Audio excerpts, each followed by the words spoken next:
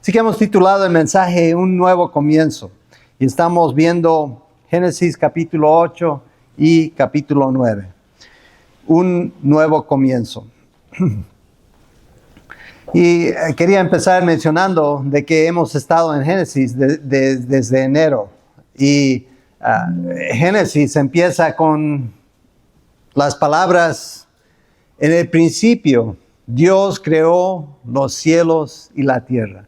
Y cuando recordamos eso, que el milagro más grande que se ha hecho, que es la creación, right? Todos los animales, todos los árboles, todas las personas salen de esa creación o se originan de esa creación. Así que es el milagro más grande y cuando recordamos de que Dios hizo eso, todo lo demás es fácil para Él, right? Así que voy a pedir que no se distraigan, pongan atención aquí, van a figurar todo eso. Así que esto es muy importante. Así que recordamos de que el milagro más grande, Dios creó los cielos y la tierra. Y todo lo demás que vemos en la palabra de Dios es fácil para Él, right? Y hoy continuamos la sección en la palabra de Dios que habla del diluvio. Yo personalmente crecí en la cima de las montañas de los Andes, en Sudamérica. Yo nací en La Paz, Bolivia, que es una ciudad, es la capital de un país que está a lo más alto posible. Y mi papá, siendo pastor, predicador, él viajaba por toda la región y me llevaba a lugares remotos, primeramente uno de ellos siendo el altiplano de Bolivia, donde yo solía subirme a explorar las colinas y los cerros y encontraba en estos lugares que estaban a miles de metros de elevación del mar. Lo busqué en el internet para ver qué tan alto está. Está a 3,800 metros sobre el nivel del mar, que sale siendo 2,500 pies sobre el nivel del mar. Y mientras andaba, caminaba, encontraba, a veces con amigos y todo eso, encontraba evidencia de vida marina, right? Fósiles marinos a esa altura, a 2,500 pies de elevación o 3,800 metros. Y para mí, personalmente, era evidencia extra bíblica de un cataclismo mundial en la cual la región estuvo cubierta de agua. Y si uno estudia esto en la ciencia y todo eso, tienen otra explicación de miles, billones de años que pasaron, que esto sucedió y todo. Pero la más fácil explicación siendo un diluvio mundial, right? Y como mencionamos, hemos estado viendo el diluvio y quería repasar un poco de lo que vimos la vez pasada. Vimos en Génesis 7, quería leer el verso 13 al 18. Dice Génesis 7, si encontró su lugar ahí en Génesis 8, está en la misma página o si tiene en su aparato digital, nomás dele atrás un capítulo. Voy a leer Génesis 7, 13 al 18, dice: ese mismo día entraron en el arca Noé, sus hijos Sem, Cam, Jafet, su esposa y sus 3 nueras. Junto con ellos entró toda clase de animales salvajes y domésticos, de animales que se arrastran por el suelo y de aves. Así entraron en el arca con Noé parejas de todos los seres vivientes. Entraron un macho y una hembra de cada especie, tal como Dios lo había mandado a Noé. Luego el Señor cerró la puerta del arca. El diluvio cayó sobre la tierra durante 40 días. Cuando crecieron las aguas, elevaron el arca por encima de la tierra. Las aguas crecían y aumentaban cada vez más, pero el arca se mantenía a flote sobre ellas. Así que la vez pasada vimos que Dios había provisto esta manera de salvar a la humanidad y salvar a las criaturas que estaban en el mundo. Hay un poco de agua, por favor. Había provisto la manera que era el arca y había abierto esta puerta, y mientras estudiábamos ese pasaje, vimos que, que Noé había pasado 120 años testificando, predicando, diciendo a la gente, ¿sabes qué? Vengan, entren al arca, y ese arca los va a salvar.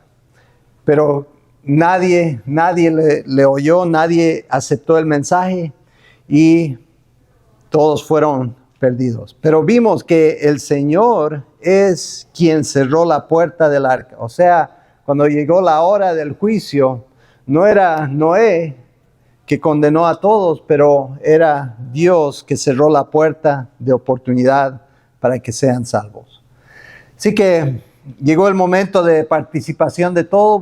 Voy a pedir que se pongan de pie. Vamos a leer unos cuantos versos. No vamos a leer 2 capítulos. Lo que vamos a leer es Génesis 8, del verso 18. Génesis 8, 18 al 22. Así que si tienen su Biblia ahí, verso Génesis 8, 18. La palabra de Dios dice así: Salieron pues del arca Noé y sus hijos, su esposa y sus nueras. También salieron todos los animales, las criaturas que se mueven en la tierra y las aves, todos los seres vivientes que se mueven sobre la tierra, cada uno según su especie. Luego Noé construyó un altar al Señor, y sobre ese altar ofreció como holocausto animales y aves puros.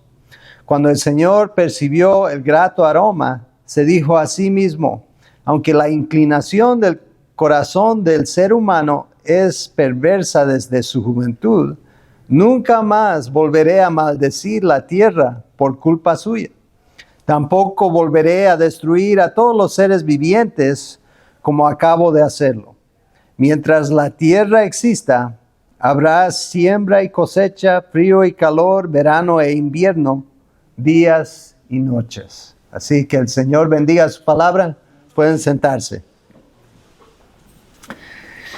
Amén. Así que es nomás pequeña porción de lo que vamos a ver. Pero en embarcar los 2 capítulos vamos a ver tres cosas. Dios recuerda a Noé. Segundo, Dios recuerda su pacto. Y finalmente, Dios revela el futuro.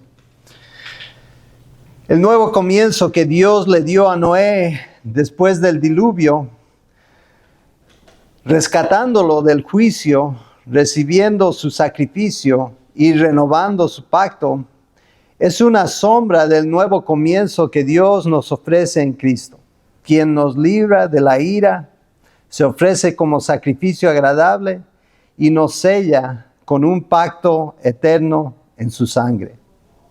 Así que es como una sombra de lo que iba por venir en Jesucristo. Así que veamos, Dios recuerda a Noé. Vamos a empezar ahí, verso 8, verso 1. Dios recuerda a Noé. Génesis 8:1 dice: Dios se acordó entonces de Noé y de todos los animales salvajes y domésticos que estaban con él en el arca. Así que ciertamente Dios nunca se olvidó de Noé y los animales, right? No es como que Dios abrió las ventanas del cielo y dejó caer el agua y después de 40 días, me olvidé que estaban ahí, right? No, lo que está diciendo es, en ese momento, Dios volvió su atención activa a Noé y empezaron a mover las cosas. Continúa ahí en el verso 1, dice, hizo que soplara un fuerte viento sobre la tierra y las aguas comenzaron a bajar. Se cerraron las fuentes del mar profundo y las puertas del cielo y dejó de llover. Poco a poco las aguas se fueron retirando de la tierra. Al cabo de 150 días, las aguas habían disminuido. Así que Dios estaba transformando el mundo y vemos las fuentes de donde surgieron las aguas subterráneas derrumbarse y formar los pisos de los mares profundos. O sea, el mundo antes del diluvio era diferente a lo que vemos, a lo que experimentamos hoy. Y con el cambio, se formaron los mares, se tumbaron las fuentes en la profundidad de la tierra, de donde surgió esta agua, y se formaron los mares, los continentes, todo lo que vemos ahora. Right? Verso 4. El día 17 del mes séptimo, el arca se detuvo sobre las montañas de Ararat. Las aguas siguieron bajando hasta que el primer día del mes décimo pudieron verse las cimas de las montañas. Así que les mencioné que crecí en las montañas de los Andes, miles de metros sobre el nivel del mar, y encontrábamos evidencia de vida marina, fósiles marinos a esa altura. Y el mundo entero fue transformado por este evento global que impactó todo el mundo.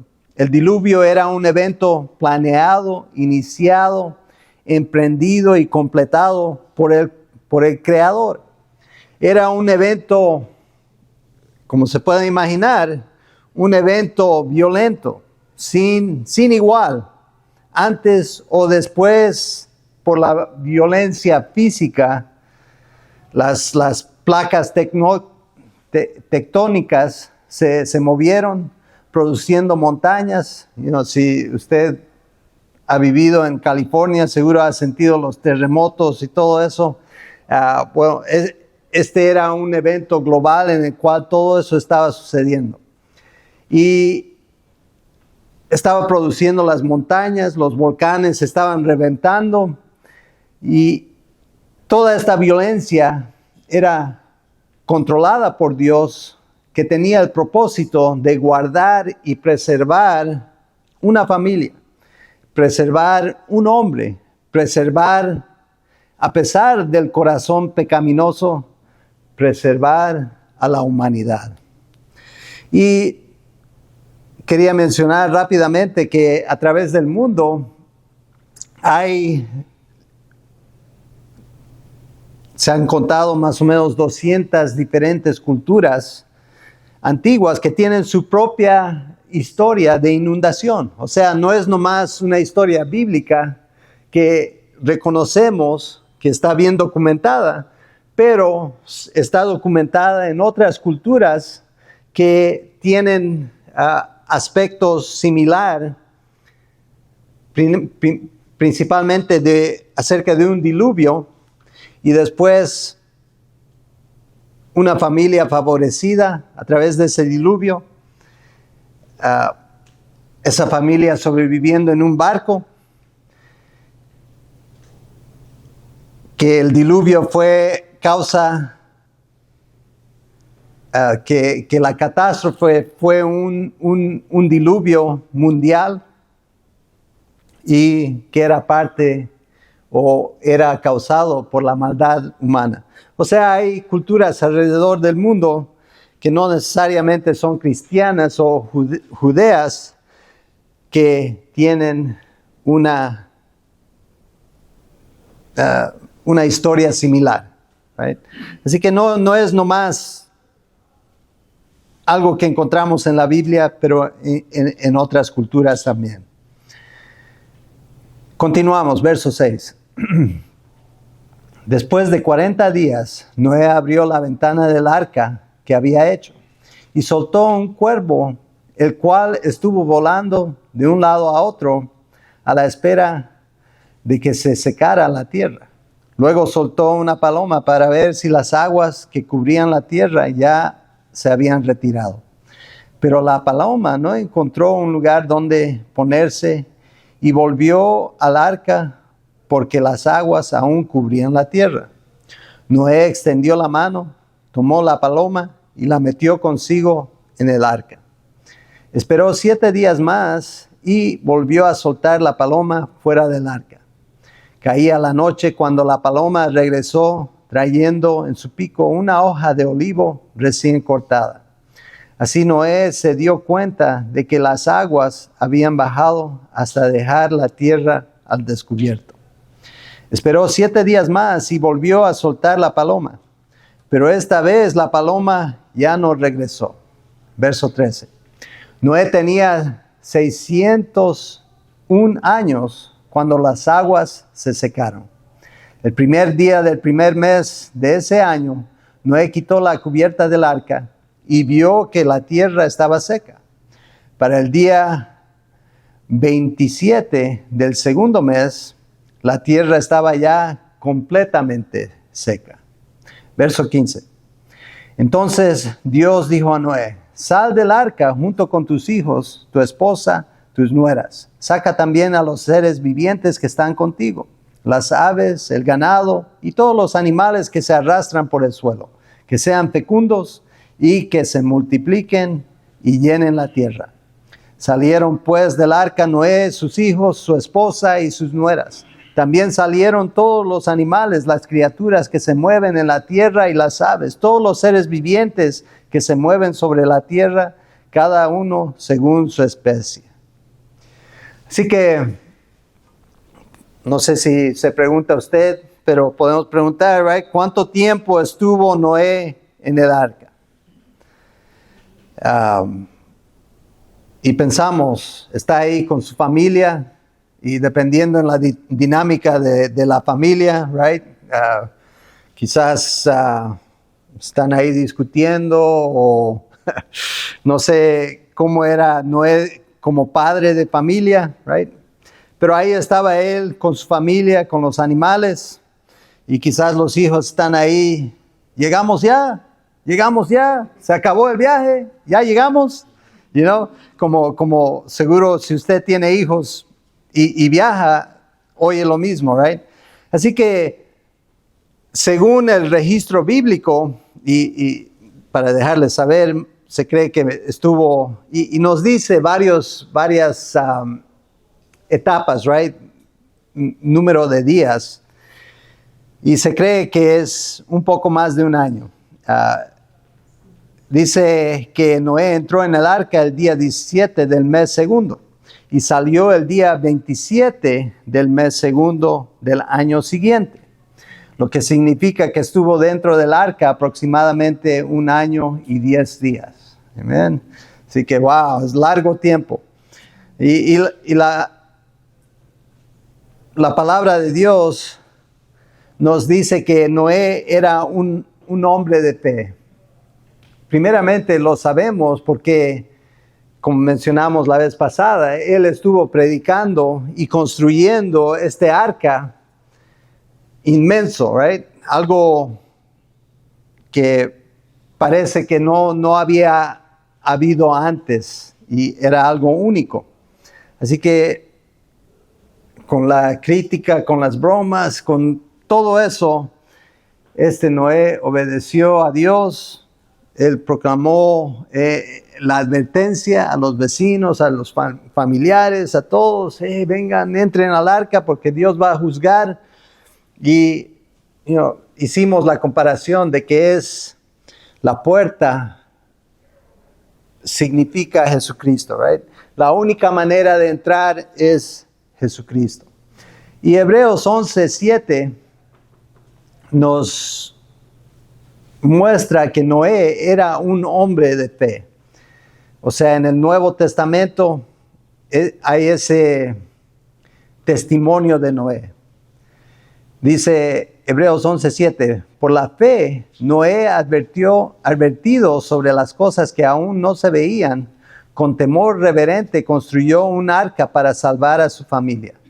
Por esa fe condenó al mundo y llegó a ser heredero de la justicia que viene por la fe.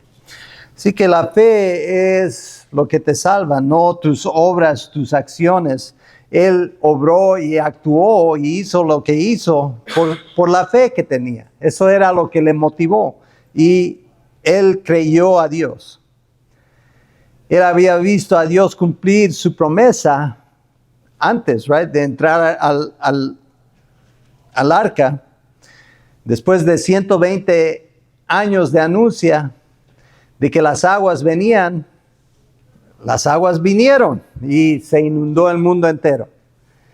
Ahora las aguas que cubrían el mundo entero estaban empezando a bajar hasta que les permite salir. Así que Noé se permaneció fiel a través de todo ese tiempo. Primeramente los 120 años de que Dios le puso en el corazón construir el arca, de predicar, y también el tiempo que estuvo en el barco. Y nos trae otra pregunta, no sé de usted, ¿qué haría usted estando más de un año en un barco, en una embarcación? Les he contado antes de que a mí me mareo en la agua. Si estoy ahí constantemente en un barco que está subiendo y bajando, ya veo que se están poniendo azules ya, nomás con el hecho de pensar en eso. Me enfermaría, right? Pero él estuvo ahí más de un año y me imagino que en ciertos tiempos, cuando el agua caía, cuando las profundidades estaban reventando, el arca estaba moviendo, subiendo, bajando, y era algo difícil de experimentar. Así que, ¿qué haría usted una vez que se abre la puerta y puede salir? ¿Besar el piso? ¡Oh, gloria a Dios! Tierra de nuevo, right? Y si ha estado en un barco o en algo que mueve y sube y se sienten las piernas que todavía sigue moviendo, right? Una vez que está en el piso, sólido. Es interesante todo eso. Pero vemos lo que Noé hace. Y es posible que bajó del barco y besó el piso primero, pero nos dice en el verso 20, donde vemos Dios renueva su pacto, que luego Noé construyó un altar. Y aquí vemos la primera, si ve la nota que está ahí al lado de altar, es la primera vez que se usa la palabra altar en la Biblia. Así que luego Noé construyó un altar. Quizás se bajó, besó el piso y luego construyó el altar. Lo construyó al Señor y sobre ese altar ofreció como holocausto animales y aves puros. Cuando el Señor percibió un grato aroma, se dijo a sí mismo, aunque la inclinación del corazón del ser humano es perversa desde su juventud, nunca más volveré a maldecir la tierra por culpa suya. Tampoco volveré a destruir a todos los seres vivientes como acabo de hacerlo.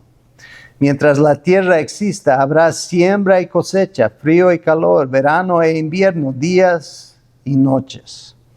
Así que vemos que Dios recibió ese grato sacrificio y olió ese grato aroma. Y no es para decir que Wow, no es para decir que sí o no, pero se cree que es una ilustración de que a Dios le agradó, right? No es que tiene una nariz como nosotros y puede oler el aroma, y quizás puede, right? Pero es más representante de que a Él le agradó lo que Noé hizo. Y le agrada cuando nosotros le ofrecemos nuestro sacrificio. Nosotros somos llamados también a ofrecer nuestros sacrificios. Somos llamados a presentarle sacrificios que le agraden. Vemos en Hebreos 13, 15. Así que ofrezcamos continuamente a Dios por medio de Jesucristo un sacrificio de alabanza. Así que cuando alabamos, cuando glorificamos su nombre, estamos dándole un sacrificio a nuestro Dios. Dice, un sacrificio de alabanza, es decir, el fruto de los labios que confiesan su nombre. Amén. ¿A quién le gusta alabar aquí? Amén. Bueno, deben ser todas las manos. Amén, amén. Sí subieron todas. Para los que están en línea, no nomás son ustedes. Pero debemos de disfrutar, de gozarnos de la alabanza a su santo nombre. Continúa Hebreos 13, 16, dice, no se olviden de hacer el bien y de compartir con otros lo que tienen, porque esos son los sacrificios que agradan a Dios.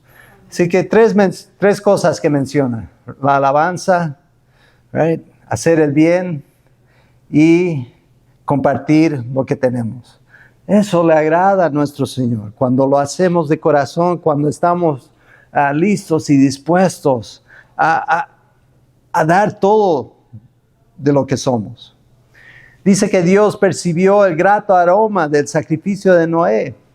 Y lo que sigue son 17 versos en los cuales Dios hace un pacto con Noé y un pacto con la humanidad. Así que vamos a ver ahora el capítulo 9, verso 1.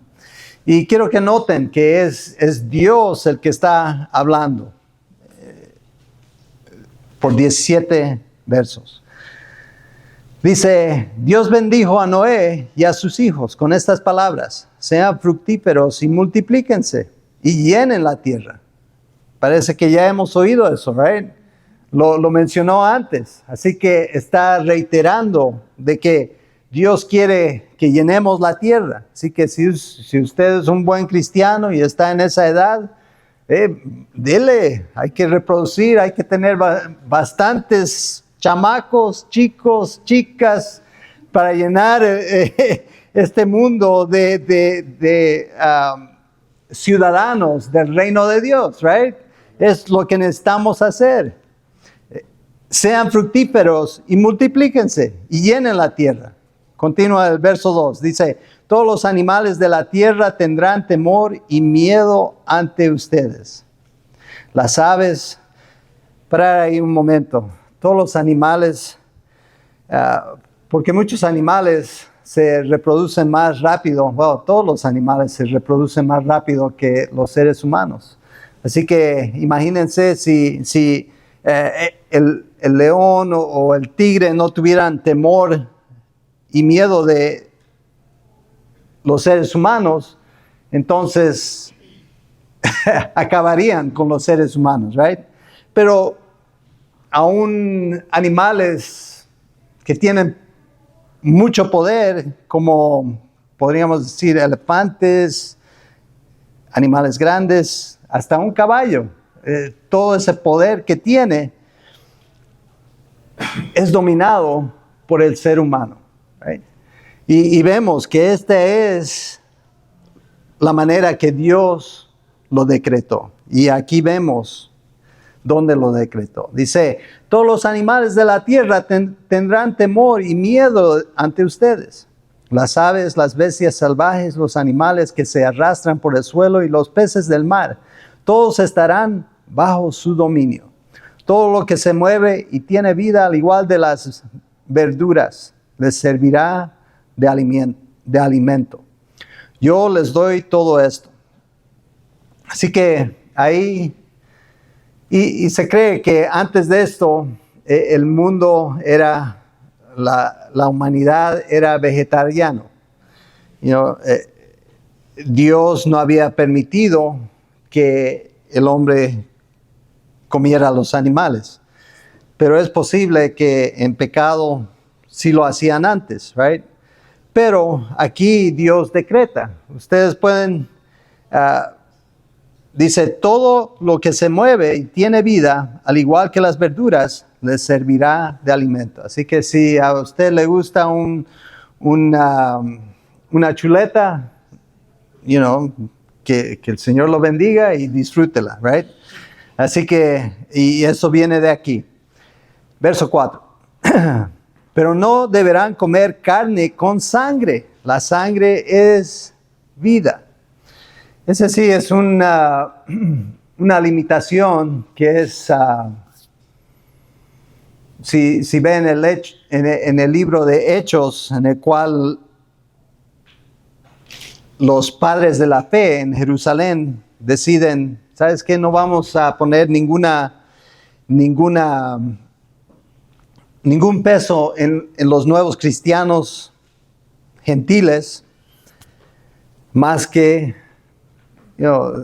apártense de la inmoralidad sexual y no coman cosas ofrecidas a otros dioses con sangre. O sea, esa continúa siendo una limitación en el Nuevo Testamento. Así que queremos evitar eso. Pero también recordamos que Jesucristo nos dice que no es lo que uno consume que corrompe al hombre, pero más bien lo que sale del corazón. Así que eso es realmente lo que queremos enfatizar, de que Jesucristo nos llama a que nuestro corazón esté puro y limpio delante de Él. All right, verso 4. Génesis 9:4 dice, pero no deberán comer carne con sangre, la sangre es vida. Por cierto, de la sangre de ustedes yo habré de pedirles cuentas. A todos los animales y a todos los seres humanos pediré cuentas de la vida de sus semejantes. Si alguien derrama la sangre de un ser humano, otro ser humano derramará la suya, porque el ser humano ha sido creado en la imagen de Dios mismo. En cuanto a ustedes, voy a parar ahí. Así que ahí Dios establece el gobierno humano, right? La autoridad de un gobierno viene de el derecho de poder tomar la vida de un delincuente, de un criminal, de alguien que ha tomado la vida de alguien más. Así que está poniendo autoridad en la mano del ser humano para que tenga, para que agarre la justicia en contra de aquellos que han quebrado esta orden. ¿Y por qué es tan valiosa la vida humana? Porque el ser humano, ha sido creado en imagen de Dios mismo. Ahí nos dice en el verso 6. Otro ser humano derramará la suya porque el ser humano ha sido creado a imagen de Dios mismo. Así que continuamos, verso 7. En cuanto a ustedes, sean fructíferos y multiplíquense. Sí, multiplíquense y llenen la tierra.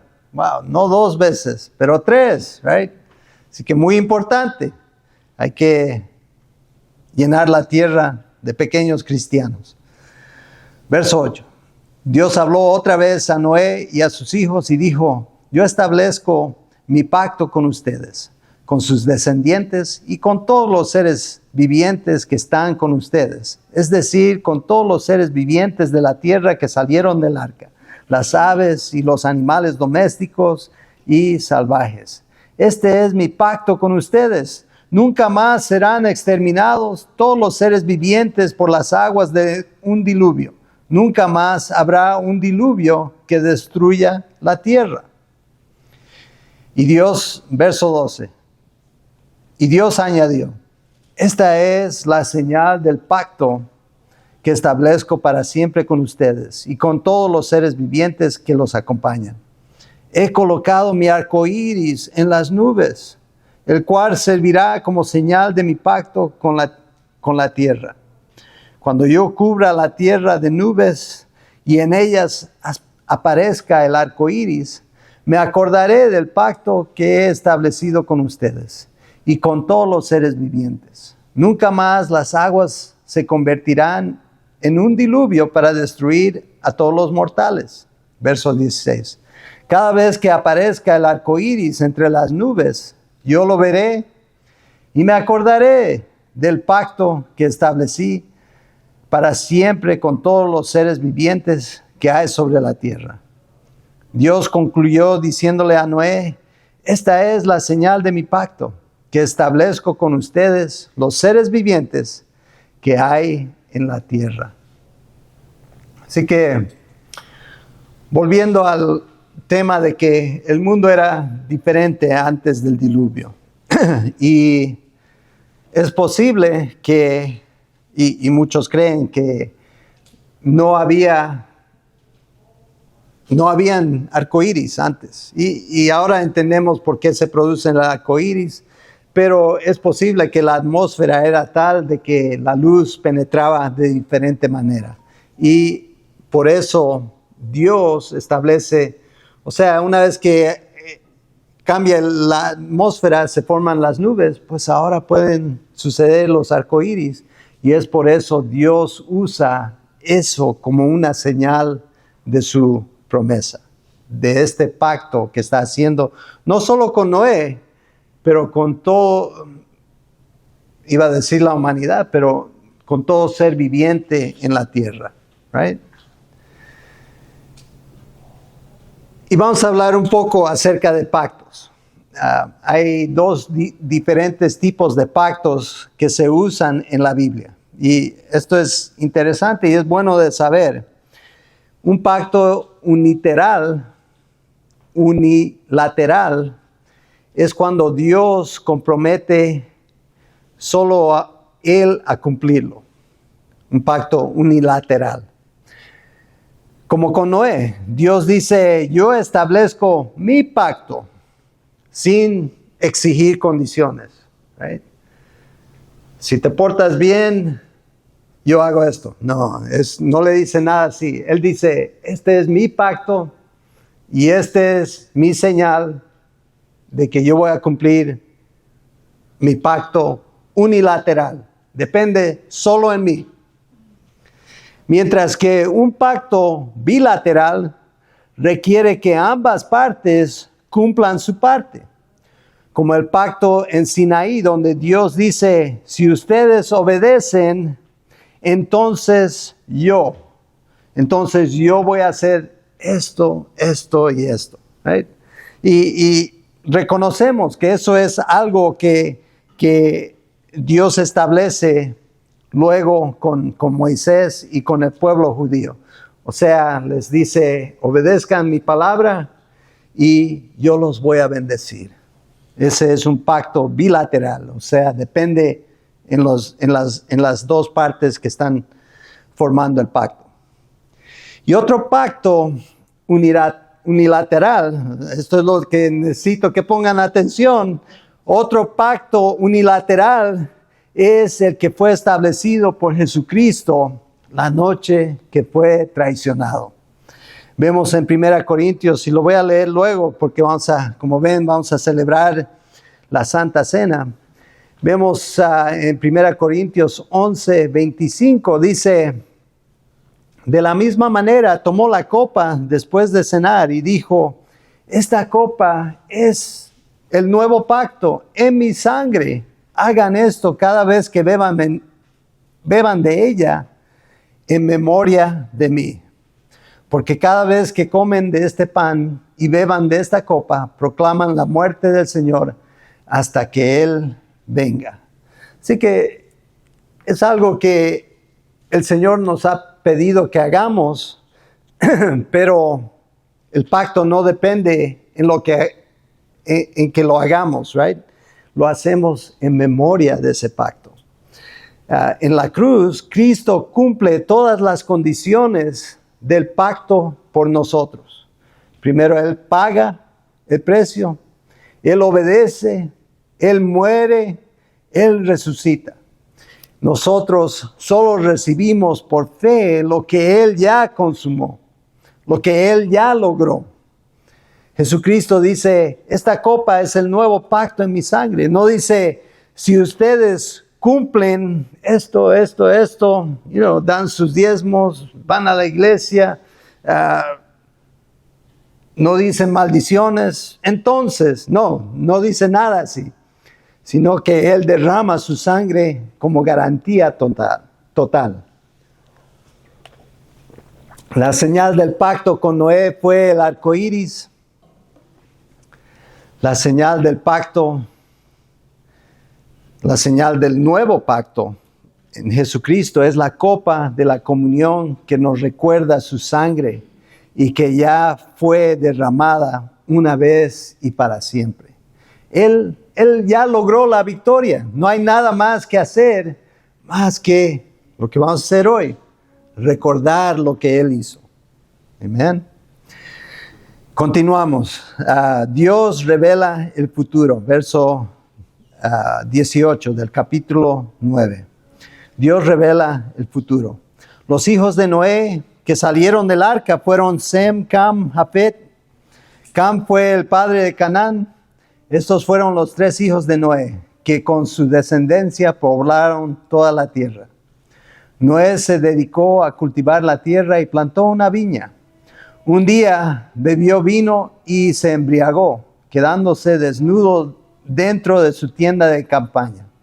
Cam, el padre de Canaán, vio la desnudez de su padre y fue a contárselo a sus hermanos que estaban afuera. Entonces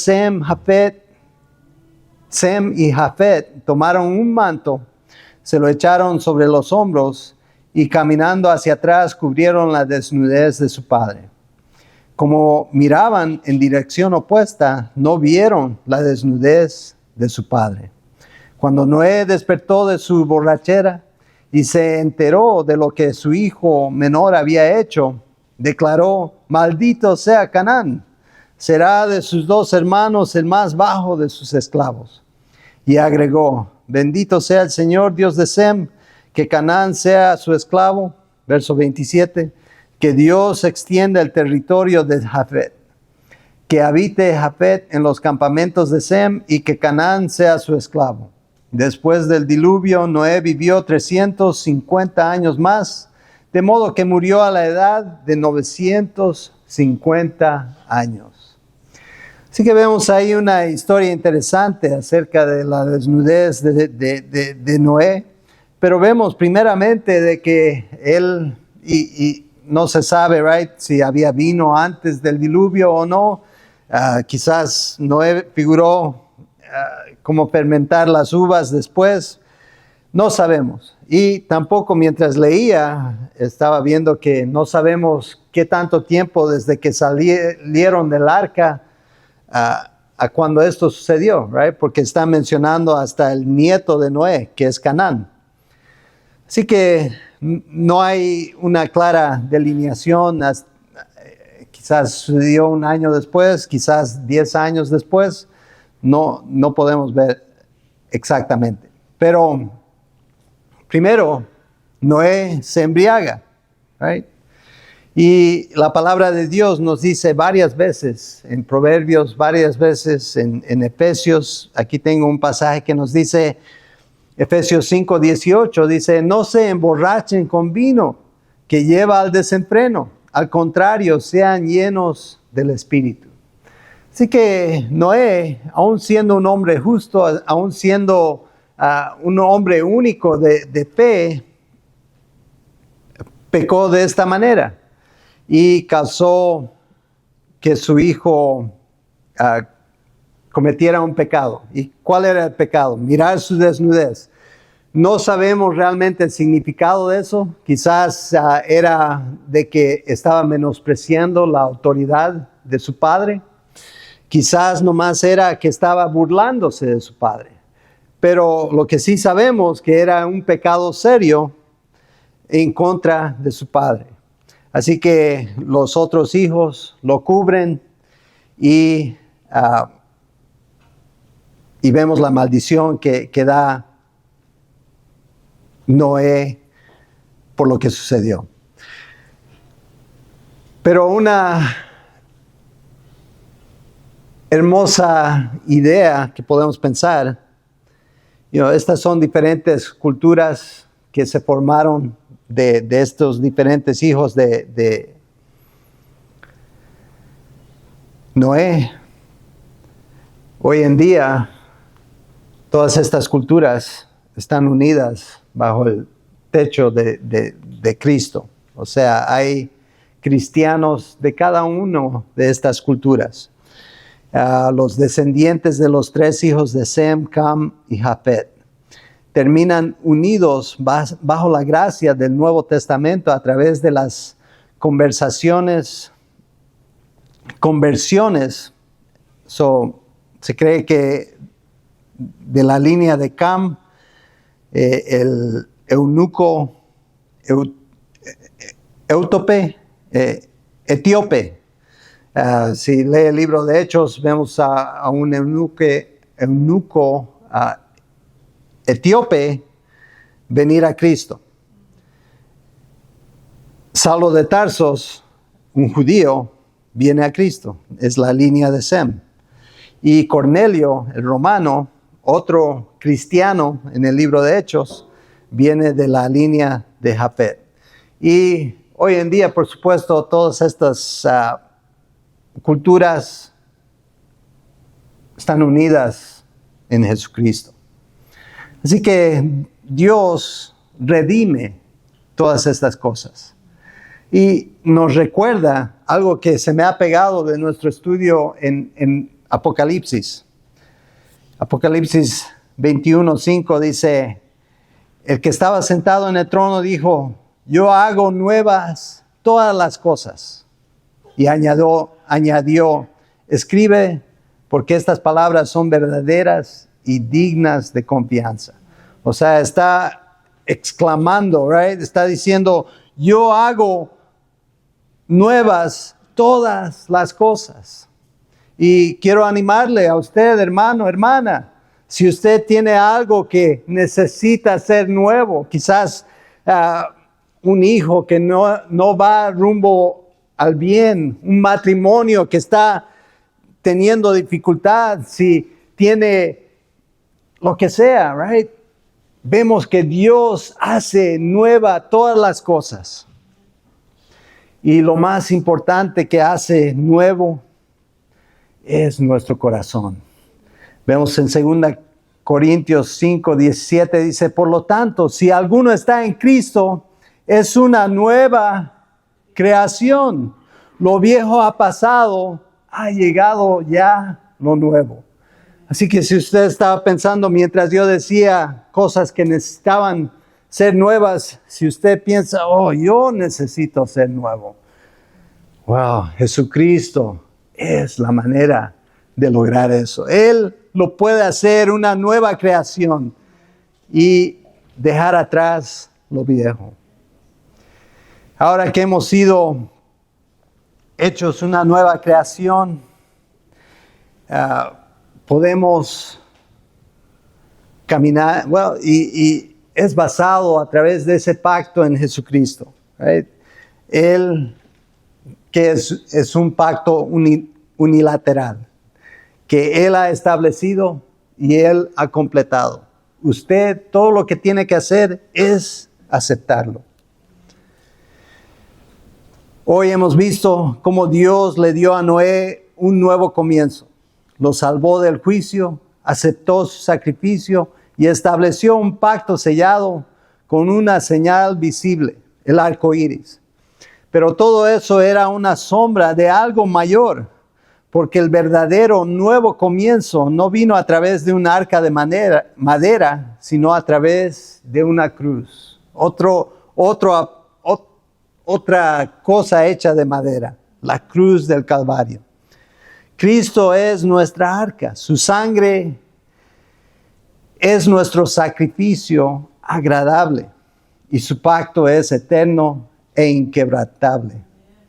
Y así como Dios le dio a Noé una señal, el arco iris, para que recordara su promesa, Jesús nos dejó una señal a nosotros, la Santa Cena. Así que vamos a celebrar eso ahora.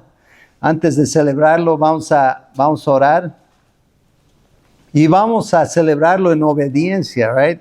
Recordando de que Él nos dejó este pacto para su honra y su gloria. Vamos a orar. Gracias, Señor. Y voy a pedir vamos a orar primero. Gracias, Señor, por la oportunidad que tenemos de estar aquí y oír tu palabra.